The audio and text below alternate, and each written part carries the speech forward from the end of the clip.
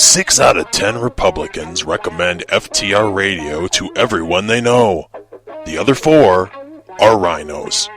FTR Radio, online at FTRradio.com.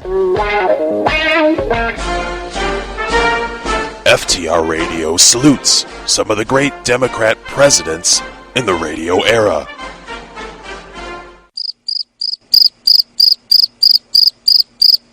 FTR Radio.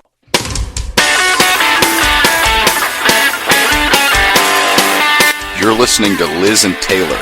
Alright, so why can't I get another tattoo? Come on. Because you get another tattoo, then you start talking another gun. But not the movie star, the battling duo from the Right War on FTR Radio. Oh, come on. You're the one who said it. That was a joke, partially. Enlist in the Right War. Won't cost you nothing. Not as good as military service, but it's got to count for something, right?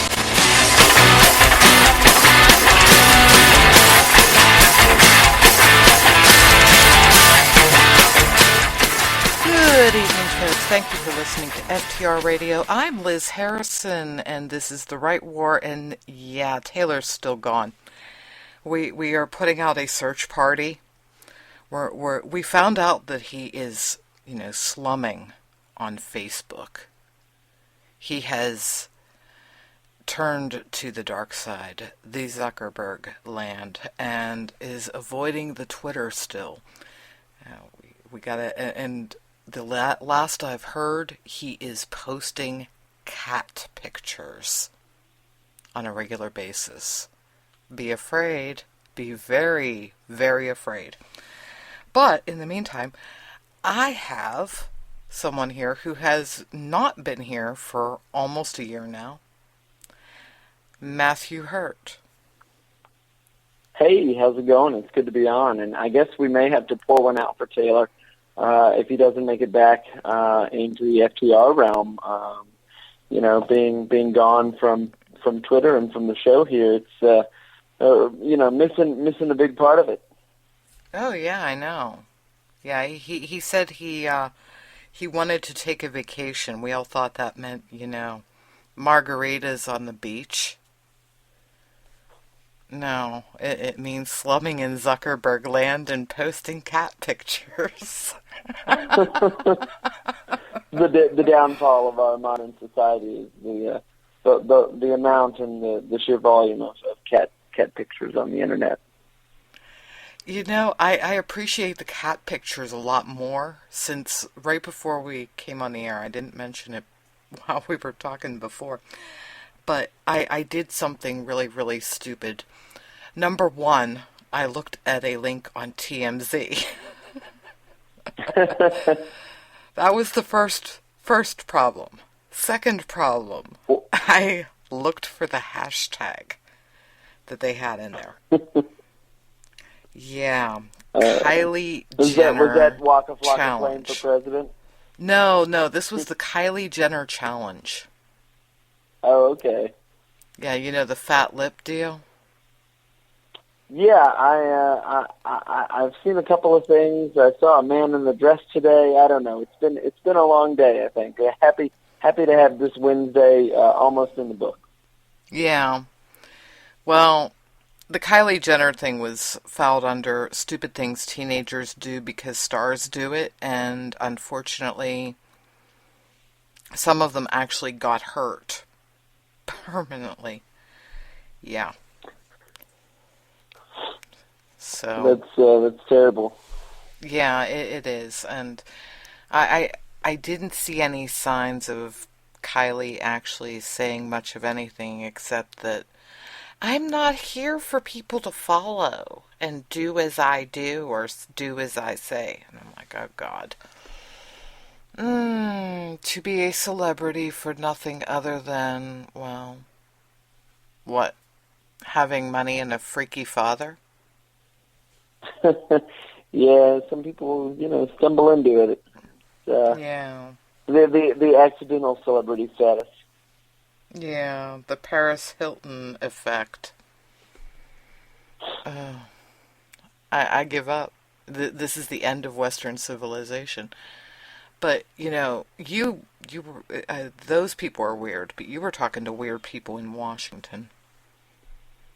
I was, over the weekend. I stopped in at a Code Pink house party, and before that, I actually attended that Earth Day concert on the Mall, which, as the listeners here and friends of the show and friends of ours across the Twitterverse know very well that when you get liberals and leftists together to rally in favor of the environment, it's predictable what happens. They leave the place in a bigger mess than they found it. I think as conservatives or libertarians or people who aren't enamored with government, we think that it is our individual responsibility to take care of what it is that we own or we have ownership in. So we own our homes, we take care of them. We own our cars, we take care of them.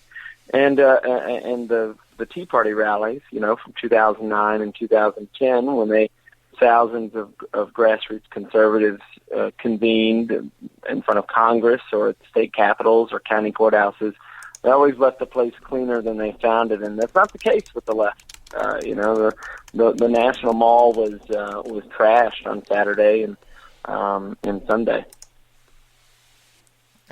See, we clean up after us. So how much you want to bet there were a bunch of Boy Scouts there? I wasn't there Sunday during the cleanup efforts, but I do recall one of these events, where liberals gathered on the mall or some large public area, and people did in fact organize cleanup crews afterwards. People of our persuasion went out and cleaned up after our fellow man. And being Earth Day today, I think it's important to talk about those issues and to talk about the importance of property rights and of protecting something, not necessarily or not always to extract the value from it later, but just because it's our responsibility. Right. Yeah. Basically, every time I talk to leftists that are all into this save the planet type crap, and I say that in the sense that, there's the leftist idea and then there's, everyone else.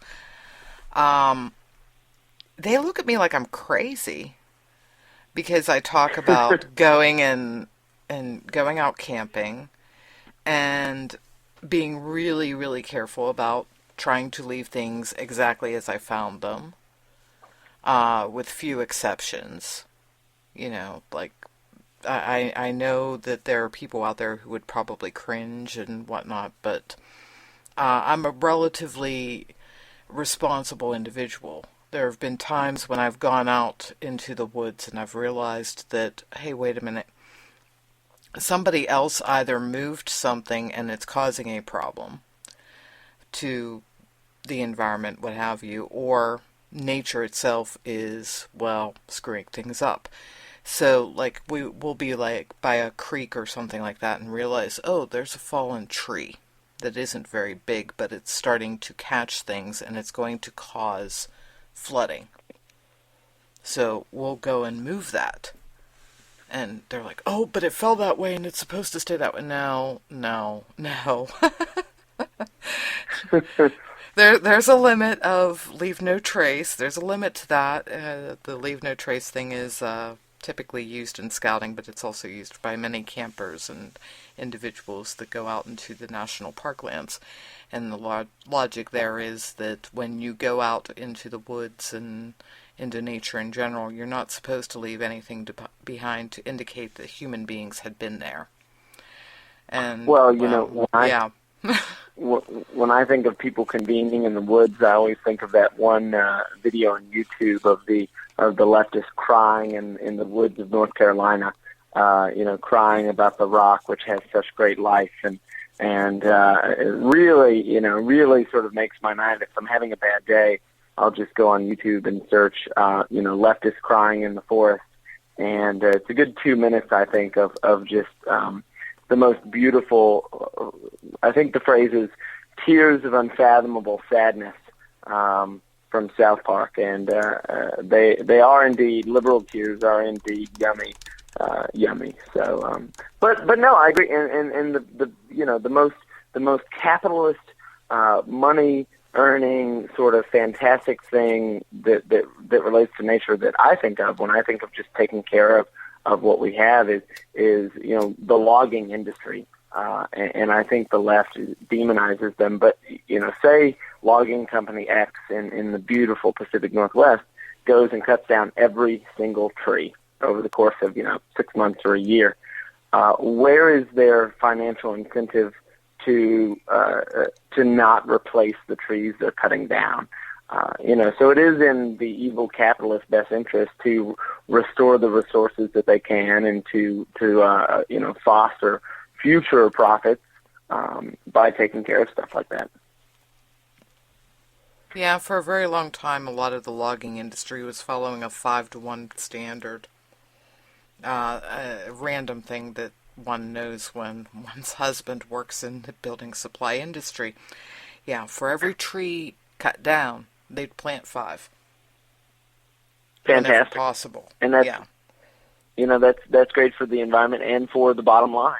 That these companies want to stay in business, and it makes sense to restore and renew your resources. So I'm very much on I'm sort of a crunchy conservative, and when it comes to environmental issues, I do think the importance that conservatives and libertarians place on property rights and individual responsibilities and liberties really is important when we're making that case. And there's a great organization called CFACT.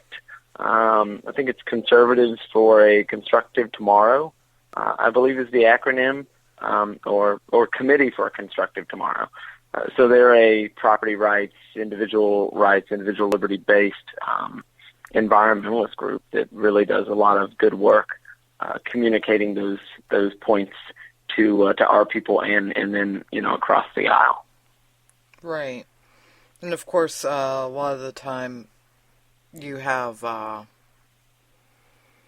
liberals coming up on the wrong side of things. They'll sit there on one hand and say they're opposed to corporate farming because I think there's a group of them. Well, we had the chicken lady that was in the restaurant and was talking about her daughter that was a chicken.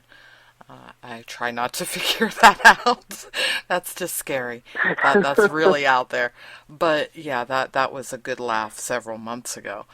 But yeah, they'll sit there and say that. But then whenever it comes time to stand up to undo that damage, they'll sit there and not be able to figure out the difference between corporate agriculture and small farm conglomerates or cooperatives.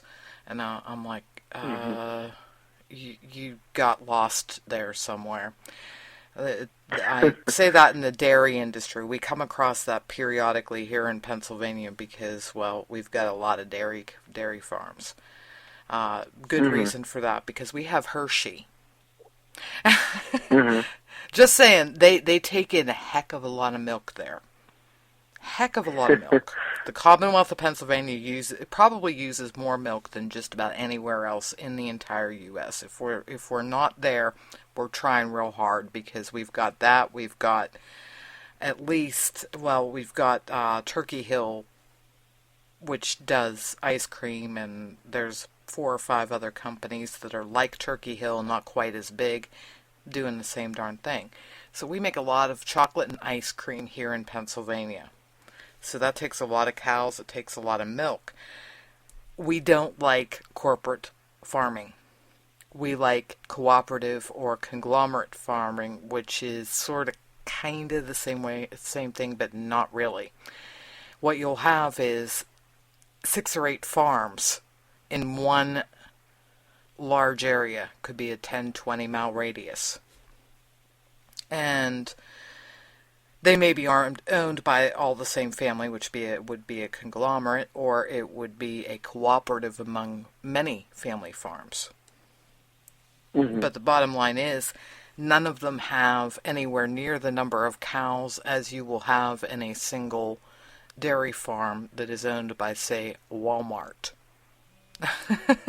You know, you have to put them all together to get there, which basically means you have a better chance of having diseased cows. You're more likely to have them go and use prophylactic antibiotics. They'll definitely be playing around with growth hormones. You get the idea. There's a big difference between that corporate milk than the stuff that you'll get from, say, locally bottled milk from even a larger family dairy. Because, I'm Sure. sorry, they don't waste the money on prophylactic antibiotics, for one thing, unless they actually have sick cows. Then they might give it to the other cows just in the hope that they won't get sick too. But they're not going to give it to them to prevent all of them from getting sick, if that makes sense. So, Oh yeah. Oh yeah. yeah. Disease has to be there first. Then they start treating them. They don't give them the medicine before they got the disease. So, in the chat room, Well, they're you saying know, Lamar's, Iowa is the ice cream capital of the world. That doesn't surprise me. We've Well, got just all the speaking of fancy ice stuff. cream, I think Bluebell took a real hit the last week. Speaking of niche market ice cream brands, something that's been popular in the South regionally for a long time, and I try to stay away from the sweets. I don't work out as much as I should, and I'm hitting my late 20s now, and I'm well into those years, and my body is not appreciating the abuse that I enact against it as much as it used to. So I try to stay away from the ice cream, the sweets, and other things. No, Tom in the chat room's picking on me. 34 states is a niche market. Yeah, it is, Tom. They because of the type of ice cream they make, not so much how much of it they make. Bluebell Being abused by our or Blue listeners. Bunny, Blue Bunny ice cream is, they're mostly the small ice cream treats and special flavors, sort of like Ben and Jerry's. So Ben and Jerry's is a niche market, and they're marketed in 50 states, as far as they might not be in Alaska, but they're probably at least in the lower 48 if they don't export to Hawaii and Alaska. So, well, and the one thing I noticed, going back to this, the environmentalism and the left's response, is this concert on the Mall on Saturday. It was all, between the artists performing, it was, how many government bureaucrats from the United States and from other nations can we get on stage to praise government action and to call for more government action. It was really just outrageous. I believe a bureaucrat from Norway, I think, in addition to praising government action, went on to say that Norway was the first feminist country, which I don't exactly understand. Maybe they've removed all the men from government or something. I don't know, but. No, I think Katrina Jorgensen's husband still has something to do with politics there. I'm thinking you might have come across her at some point. She's of course here on FTR when she can be, but Katrina has been writing on foreign policy for many, many years now. And now she's landed at IJ Review, but she's been, in all the places. Nice. Yeah. IJ Review is a great outlet. They're doing some really good stuff, pushing out easily shareable content with a right, I would say, a rightward slant, and really making the stuff, the kind of stuff that the non-political folks on Facebook, people like my mom, can easily click and read and share. So they're doing some really, really good stuff. Right. Yeah,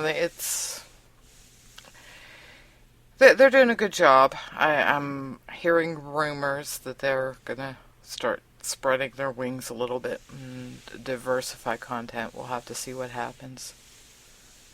But Okay. yeah, of course, you and I came across each other. It's all Jason Pye's fault, right? Over at the United Liberty. He's not even back here in to the day. defend himself. He did say hi. Yeah.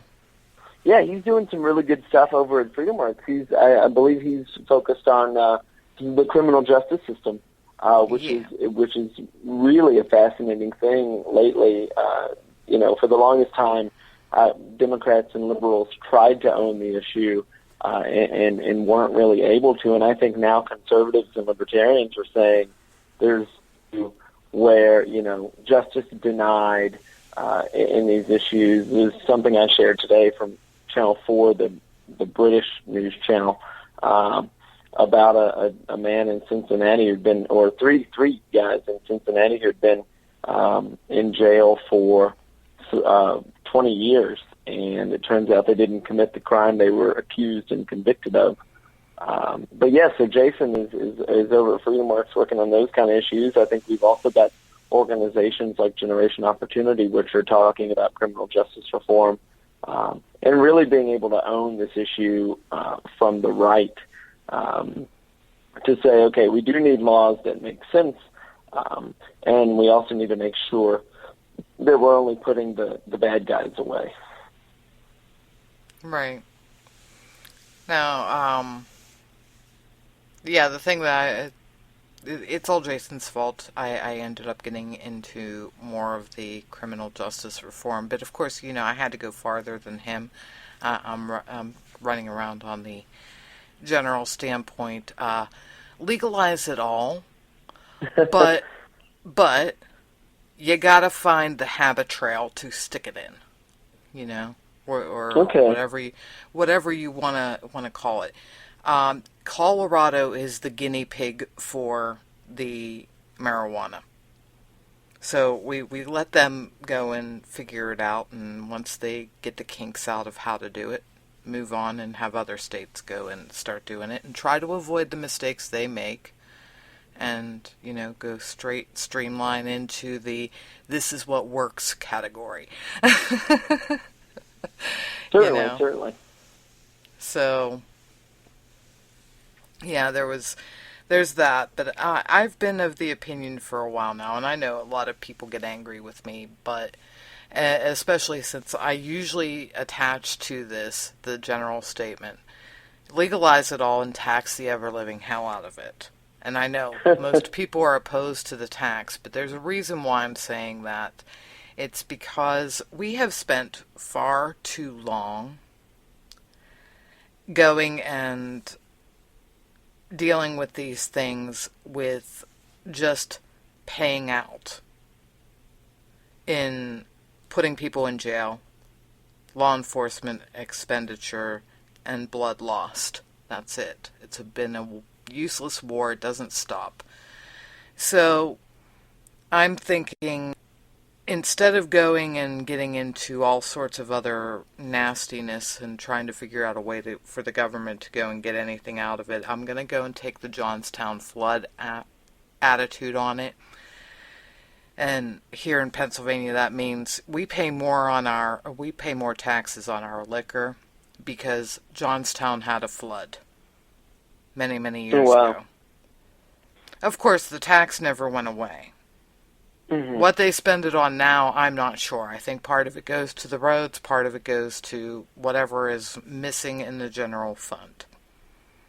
And if we ever end up getting our state to no longer have a stranglehold on all liquor sales like they do now, because we're a complete control state, that tax will still be there. And I'm fine with that. Because, in all honesty, that's a fair trade-off to losing the expense of pensions on all of the people that were in the state stores, the cost of the leases, the cost of the ownership of the warehouses, and all the other logistics that are involved with the state. That's a fair trade. I don't have a problem with it. And this is the same deal with the drugs, the currently illegal drugs. I don't have a problem with the government taxing the ever-living hell out of it, because I know that it's going to take some degree of government control on multiple levels to go and deal with it. That's all there is to it. What am I going to lose in expenses? Well, I'm not going to have people going into jail anymore for most of the drug offenses that we've seen so far, so there won't be that many people in jail. There's a big savings. I'm not going to have officers going out there to hunt them down because it won't be necessary anymore, at least not to the level where it is. There's another expense lost. No pensions for said officers. We don't need them anymore. You get the idea. Now the government is going to have to come up with ways to go and keep track of it. That has to be paid for. Okay, that's why you have the tax on it. You're going to have issues with people who are stupid and are going to get addicted and are going to need rehab. Well, that's something the government hasn't been paying for and really should have been, but they were too busy paying for officers. So maybe we'll do a little trade-off here. But I'm still going to think that one way or another, whoever decides to go and push this sort of thing is going to be relatively libertarian-minded anyway. So the likelihood that we're going to have government-run rehab ain't happening. We're going to see government subsidized through some of those taxes, but it's going to be run by private industry and probably a heck of a lot of faith-based organizations. Oh, certainly, and you know, I ran for local political office back in 2006 and participated in this what I ultimately think was a pretty stupid invitation on my part, but it caused me to think about the services that localities provide, and each candidate for all of these offices was asked 3 questions, essentially reworded each time. What can county government do for senior citizens? And that's really when I found the right answer to that. I said, you know, the county government can't do anything for a senior or for perhaps someone in a rehab program unless they first do something to that individual. And I said, we have a great network of churches, of community-based organizations, and you don't have to be religious to believe that some of these systems and entities can work better than the government. So even the non-faith-based, the secular nonprofits are doing the work that, you know, the government shouldn't be doing, and they don't do all that well anyway. But it's localized, and you have you know, the solutions are based county to county or locality to locality. Right. Now, I've always said that local government, for the most part, the lower you go, unless you've got a really big population base, the less political it becomes, if that makes sense. Oh, I agree with you. Yeah, because I'm sorry, I live in a borough where, you know, we have X amount of things that need to be done, period. There's no arguing. It needs to be done. There's a Y amount of money to do it with, and if at the end of the year, the Z that is, you know, taking how much it costs to do all that stuff, and so go and take that out of what you had to start with, if the final number is in the black or a 0, you're ahead of the game. So, no deficit spending, good thing. And I also think, you know, talking about these community-based entities, from a religious perspective, I grew up Southern Baptist, and I think that as a humanity, we have a responsibility to our families, to our neighbors, to our community. And what I think Christians and those who are sort of brought up under that belief system, sometimes they shirk that responsibility and say, "Oh, there's a government entity that will do it instead." And I don't agree with that at all. I think that, as part of my earnings, I have a responsibility, a personal responsibility, to support organizations, charities, and other entities that will help better and strengthen my community. Understanding that I don't need a government entity to tell me or to prod me towards some action. Yeah, we have an issue with that here, actually. We're starting to learn, though. Our Boy Scouts are finally figuring it out. Everybody's seen the Scouting for Food thing. I presume at one point or another you have your scouts that show up and ask you to donate food. Our boys started giving a little bit of the food to food pantries instead of to the food bank. The food bank is private, but it's quasi-government, if that makes sense. Mm-hmm. And so basically, the bottom line is it works like government. We take the food to the food bank. The food bank takes it to a centralized location. The food pantries are the ones that actually distribute the food, but they have to pay for the delivery of the food back to their communities because the Boy Scouts went and gave the food to the food pantry, and it got shipped out of the community just to come back again, but with a fee. So we're trying to teach the boys, and for that matter, the parents, don't do that. Because no matter what, you give the food, because they're worried about their food being counted because they get credit for it for community service. No matter what, they get a count. It doesn't matter if it's coming from the food bank or from the food pantry. The food pantry will sit there and say, you gave us X number of bags. X number of bags equals Y number of pounds.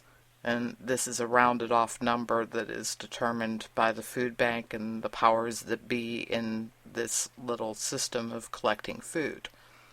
So they go and tell the council how many bags they gave. The council knows. Okay, that's what they got. This is what they get credit for.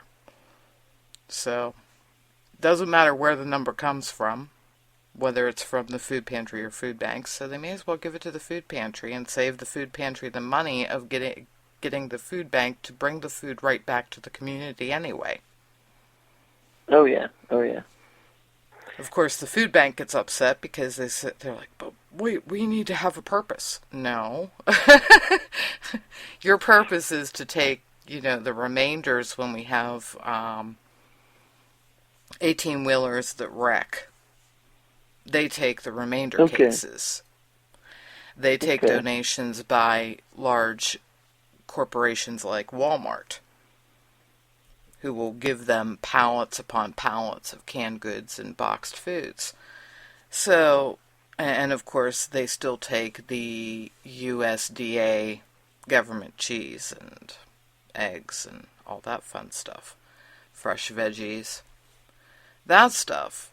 That's what they're there for. But the collected stuff in the community, no, that needs to go to the food pantries. It needs to stay in the community. Well, I think another excellent business model is what the Mormon Church has set up. Particularly in Utah and in more Mormon heavy jurisdictions. The system of basically shopping centers, grocery stores that provide for members and sometimes non-members of the church in times of need. If you're laid off from work or your family hits a rough patch, that is basically money that was collected by that church or by that organization. Used to then go and better the community in that way. I think there are so many other outlets that aren't government that can help, and that we should be willing, not compelled, but willing to support. it's really fascinating our capacity for compassion and without decrying someone who says that government doesn't need to do this. It could be just a group of citizens without that government involvement. Yeah, I saw something that was about that, and basically I have to look up what it is called again, but it's basically a new form of altruism involved in how people give to charity, which is basically a philosophy that until they started talking about protecting the environment and animals, I was sitting there thinking, wow, libertarianism and free markets has entered the realm of philosophy on altruism. Yeah, then they lost me when they were saying worrying about the earth and animals. I was like, not so much.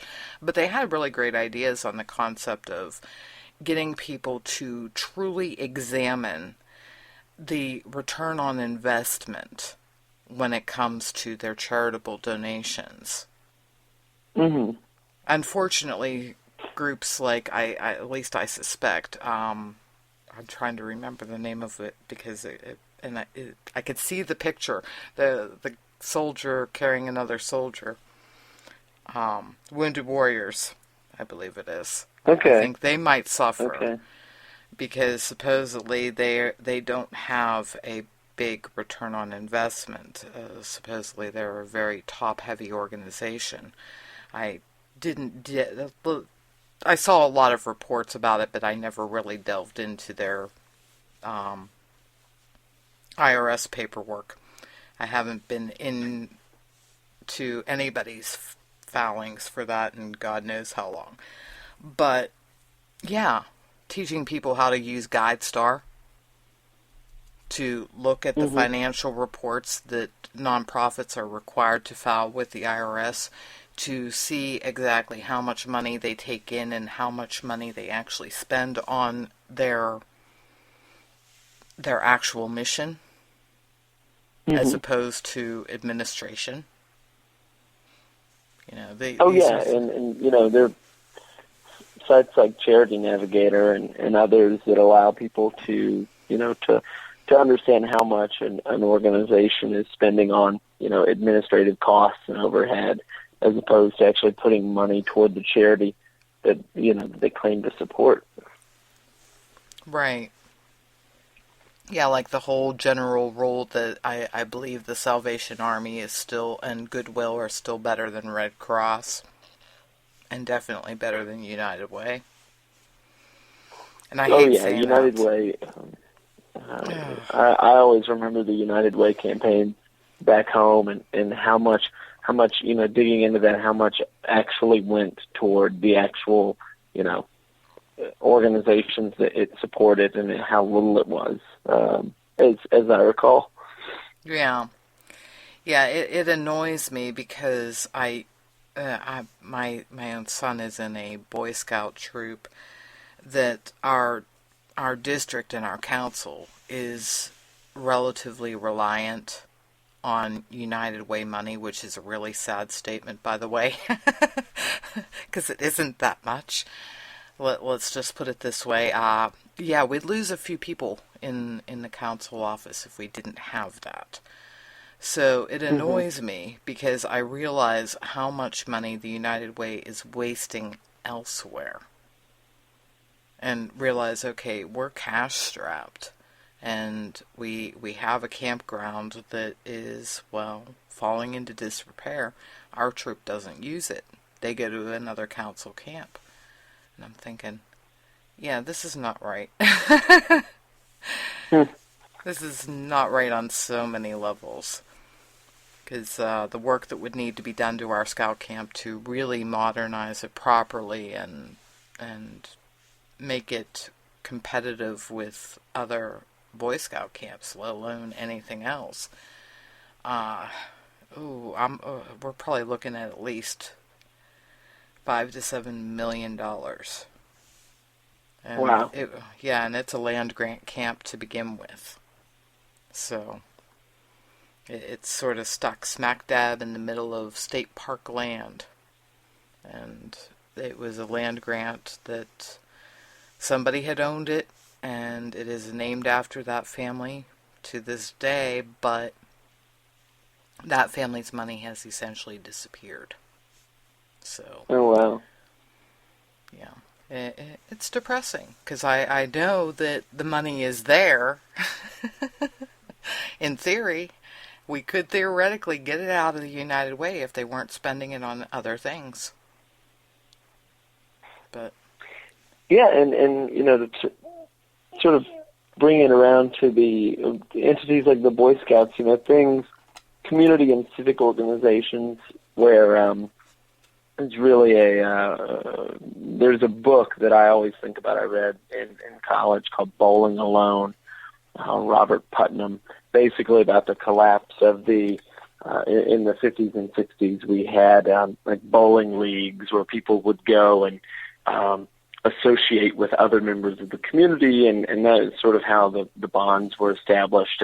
And now those have sort of fallen to the wayside. You know, people pull in their garage and shut the door and talk to their family, and they don't see their neighbors. They never talk or you know, look across the fence. And you know, you're talking about the Boy Scouts is really encourages me that we can sort of redevelop this sense of community and get involved and say, okay, you know, when I leave work or when I leave school, I don't just go to my house and sit there with the TV on, but there's something out there that's bigger, that's community, and that you should get involved. And I think interestingly enough, and it may be right now, it may be misplaced, but millennials, I think, are for as selfish as we are painted, oftentimes in reports. I think there is a burgeoning sort of sense of community if we can look up from our iPhones. You know, the general idea or feeling of this, you know, concert on the mall was that something should be done together about the earth or about climate. So the foundation is there for a sense of community now, where it's channeled either let's march on Congress and ask government to do something, or let's develop these programs in our own communities, is to be determined. But it's definitely something that I think young people are rekindling, where it has sort of fallen by the wayside for a number of years. right. Now, you did see another group besides the ones wearing the cute little flowers in their hair. Yeah, it was Code Pink.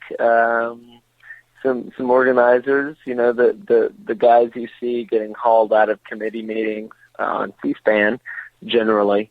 A number of them, I saw them on Sunday. There was a cookout. And you know, you get past the rhetoric. I'm sort of a different kind of person in the political realm.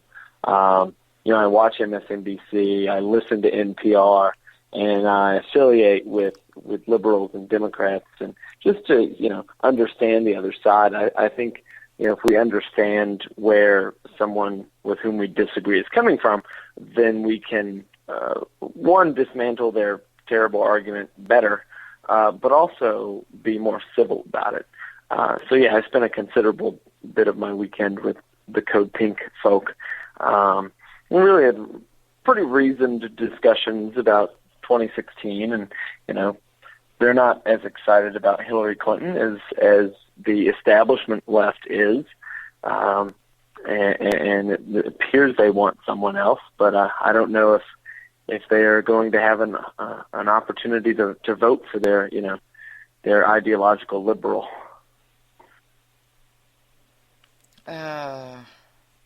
They scare me, by the way. Now, were these the ones that, I mean, yeah, I have to think that Code Pink is probably like just about any other organization out there. You have your people that are, you know, involved, and then you have your people that are really involved. Are these the ones that would show up and end up getting kicked out of Congress? Oh yeah. These. If you go and you look at I think the most recent one was maybe an Armed Services Committee, a Senate Armed Services meeting, and John McCain pretty much railed on them as they were being hauled out of the committee hearing. Those were the individuals who, sitting in the living room, enjoying a beer, eating burgers and hot dogs, with those very people who I had seen on television being dragged out of committee hearings. It's one of those things where, I think particularly in the age of Obama and perpetual war, these individuals provide at the grand scale on television and in the media, they are sort of the butt of a lot of jokes, but I think they provide some insightful commentary on the anti-war left, which has largely vanished under Obama. So at least the Code Pink types are still out there. Whereas for when I was in college, the liberals and the Democrats on my campus had a rally against the Iraq War, and they drew thousands upon thousands of protesters under the Bush administration, and under Obama, you wouldn't see that at all. Those students and those activists are largely complacent and compliant, and haven't made a peep under Obama. Very similar policies when it comes to foreign policy, and even the prospect of a Hillary Clinton as far as being engaged consistently in military conflict. She is part and parcel of that, and I don't think those students, those liberals would protest. And so it's important, I think, to have somebody on the other side who sort of, you can step back and say, okay, they're at least consistent, even if they are a little crazy. Yeah, consistency is really hard to find lately. Although, well, it is. I don't know if you noticed the whole "we need safe spaces to hide from Christina Hoff Sommers." Oh, I am. She is my hero for the week. Just the outrage from the social justice warriors. It is. I ended up calling. Occasionally, I get a little rowdy, and during the course of a heated argument, where everything is an insult. The college campus is oftentimes the most dangerous place in the world because you might encounter someone's idea with whom you don't agree with them. But I called someone during the course of that discussion functionally a vegetable. The brain capacity of a vegetable being able to or being unable to process a dissenting viewpoint without feeling personally threatened by it. So kudos and props to Christina Hoff Sommers for her not only, one, causing such a ruckus going into it, but presenting. There was no video, I don't think, of the Oberlin speech, but there was video of her Georgetown or GW speech from a week ago, and she makes an excellent case.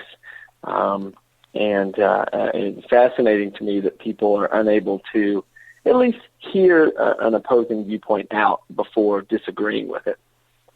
Well, apparently some of the Oberlin students, or whatever they were, individuals who had been opposed to her, actually went out afterwards with her, and she had a discussion with them. That showed up in a tweet in her stream, and she said they managed to have a civil discussion.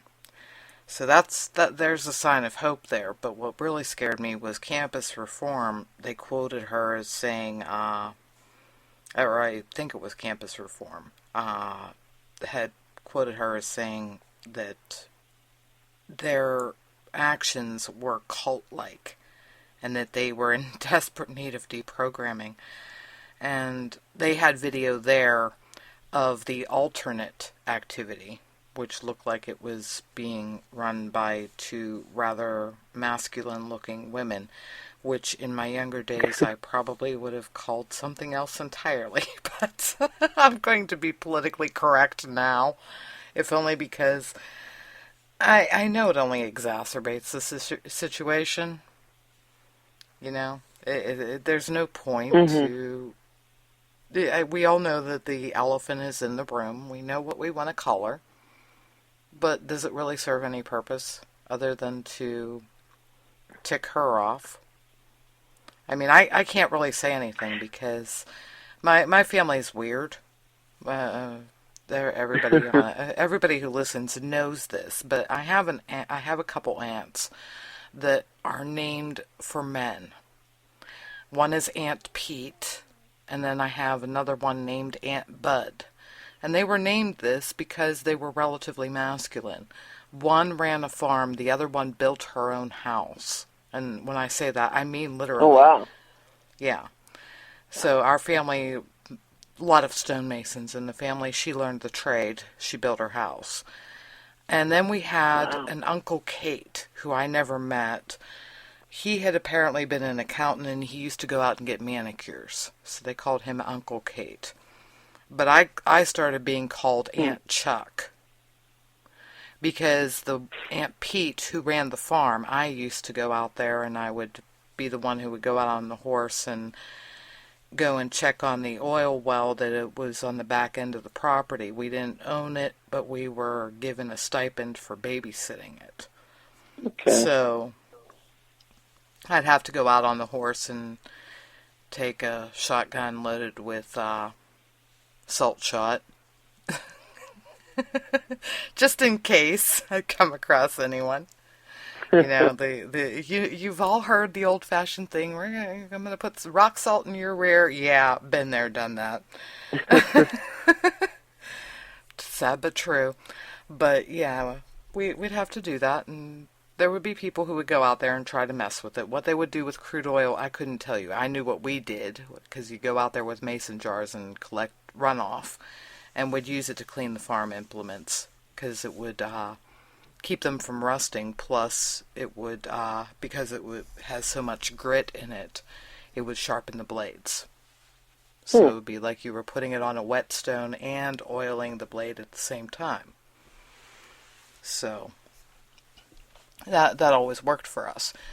But yeah, I was considered relatively masculine because, you know, I'd wear the boots and the overalls and end up going out there and doing the work. I learned how to do bricklaying because my cousins didn't want to build a retaining wall, so they taught me how to do it.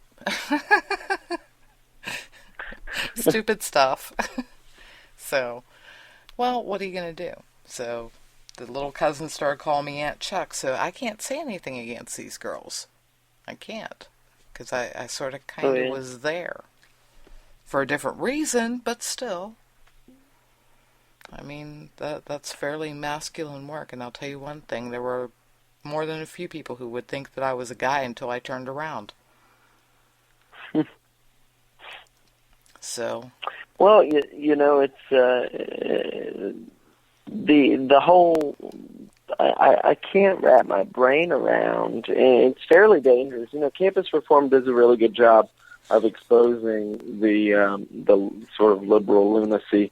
Another great organization is the Foundation for Individual Rights and Education, the FIRE, which often goes to the mat. They go and either threaten to sue or sue when these colleges overstep their bounds, either when it comes to conservative students or even liberal professors. I think that there's a story of a professor who, there was a Firefly-related poster on his door for the longest time, and, you know, it was his freedom of speech, his First Amendment right to post it, and somebody was threatened or felt, you know, triggered, and there was a big, long, protracted battle about that. But it's, you know, it's crazy to me that we'll just shut down someone with whom we don't agree and not at least listen to hopefully what you hope to be a well-reasoned argument. I at least try to hear people out and then craft my response accordingly. Right. Well, we are hitting about that time. So where can we find you on the interwebs now, Matthew? Mostly on the Twitters right now. Matthew Hurt, 2 T's in both places. Occasionally, I've stepped away from contributing at a lot of the outlets I had in the past.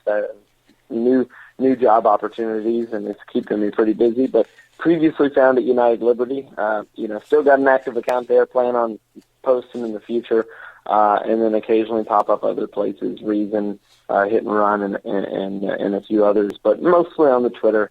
And on Facebook. So Matthew Hurt, Hurtt, 2 T's. Alrighty. Well, thank you for joining me tonight, and I will be back here tomorrow night with our old compadre, Jason Pie, because everybody loves pie, and it's Freedom Works night, assuming that he gets some sleep tonight. So cross your fingers he does. Have a great night, folks.